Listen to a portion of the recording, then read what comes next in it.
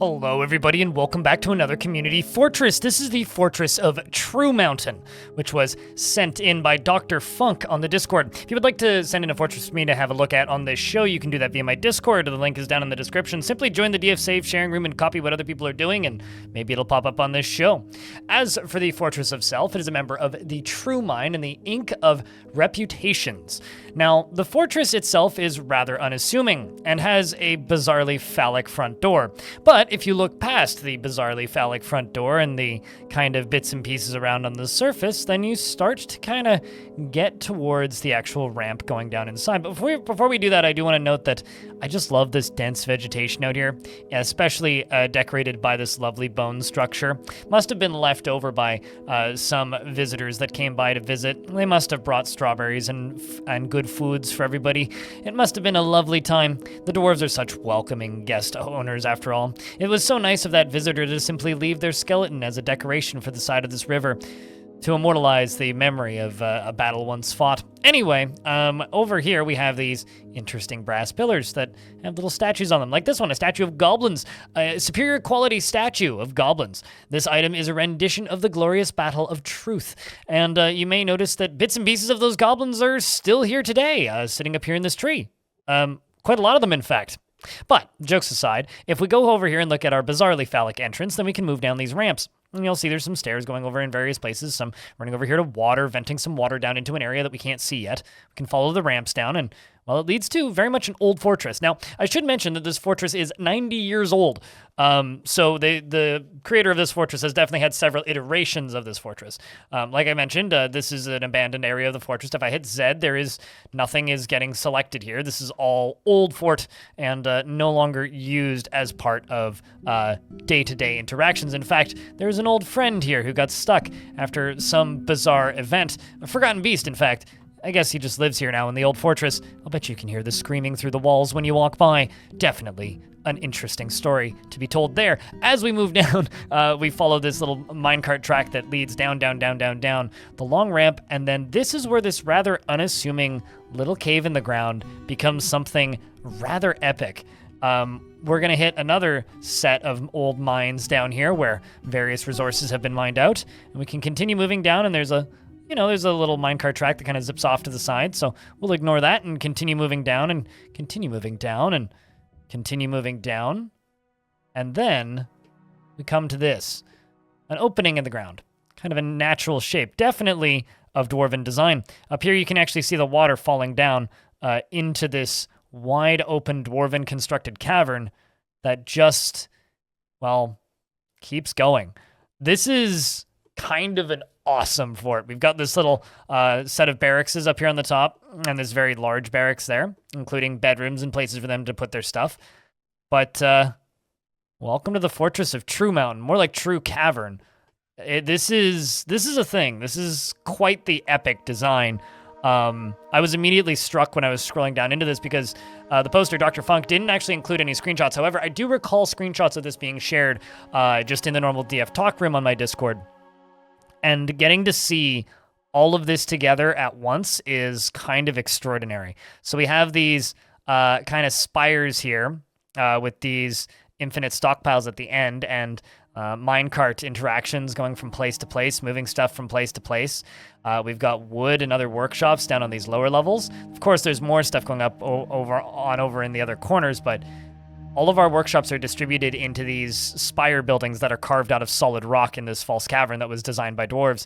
And down here we have our forges, of course. Now, if I move back up on this side, you can see we have all of these little bedrooms, which somebody's been asking me for a little while, and maybe you guys should weigh in on this, but someone was saying I should do like a top 10 bedroom designs from this series or something, because like every single time I look at a different bedroom design, they're always different from the way I do mine. Sometimes I'll do little shapes, sometimes they're just squares, sometimes they're little circles, but I feel like they're always different. And this is, once again, a new and interesting little bedroom design. The only thing I would do differently is I would construct stairs over top of these on the ends so that like they fill in and they look a little bit more complete instead of just having like that kind of this jagged texture that they have from like not being smoothed, if you know what I mean. And then up here we have these rooftop patios. Like I would put some statues up here and make them into little statue gardens or temples or something, but I really, really, really like these rooftop patios. So I'm assuming that all of these have had water dumped on them and then removed by constructing and deconstructing stuff from various locations. This looks gorgeous. I love those bedrooms. Over here in this corner, we have another very oddly phallic building. However, it slumps down to become this absolutely beautiful set of temples with tombs below. So while it might look oddly phallic from the surface, it does look incredible from the base. There's a dick joke in there somewhere. Anyway, we've got water kind of coming down the side here and flowing off the map, I think. I think it just kind of goes down, down, down, down, down. Yeah, until it gets to the bottom eventually, and then it all goes into the middle, and it just kind of gets... Where does it go? Does it go back up? It's kind of hard to tell here. I think... Oh, I see. Yeah, it is flowing off the map on the side here. So this is kind of your drainage. If we move back up, we can see how this river just kind of flows in between things. Very much reminds me of what I did with water lungs. This looks gorgeous. I've talked about doing these large false caverns a couple of times, and I haven't done one since like pre-version 5, since pre-premium. So it's been quite a while since I've built something like this, but man, they always look so goddamn cool. We got a very large office throne room here for the Lord, who appears to be the mayor, Lord Mayor, His Royal Majesty of this city of Truemountain. We can, of course, see the various little rooms on the outside. So if I pop up the zone section, you can see that we have dining halls, a bedroom.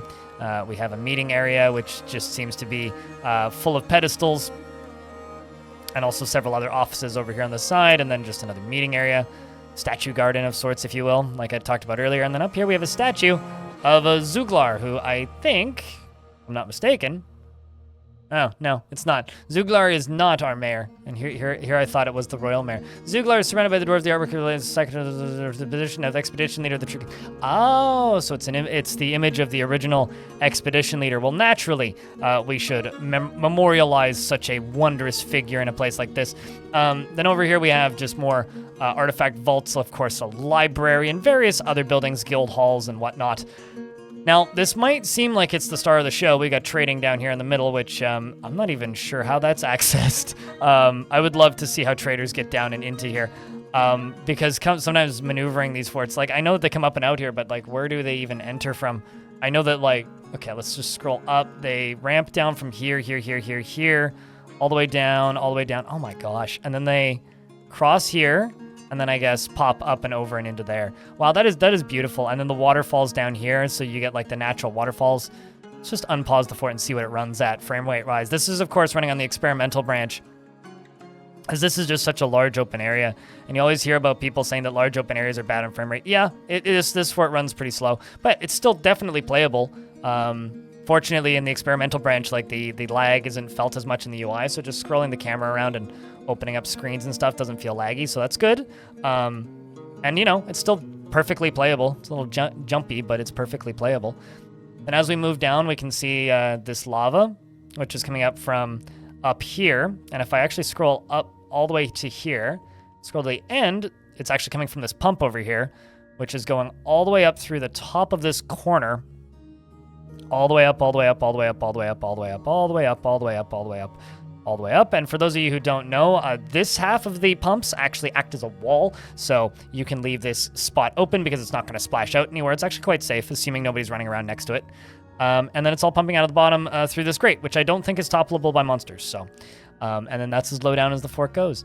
In a few other spots, you can see old drainage for water and things. Like originally, this was a water pump, from what I can tell, which was then later expanded to be a lava pump. Or at least that, or it was a drain at some point. It was used for something else previously, but there's so many nice designs and so many curves in this fort and so many beautifully thought out layouts. This is such a nice fort. Like, it's funny, I've been kind of against using like just smoothed stuff as flooring recently, just because it, like, I don't know, next to constructed floors it looks so ugly, but next to the like the moss and the fungus everywhere, I think it looks kind of beautiful. What do you think? And here's the farming zone. We got dimple cups. It's beautiful. Wonderful fortress.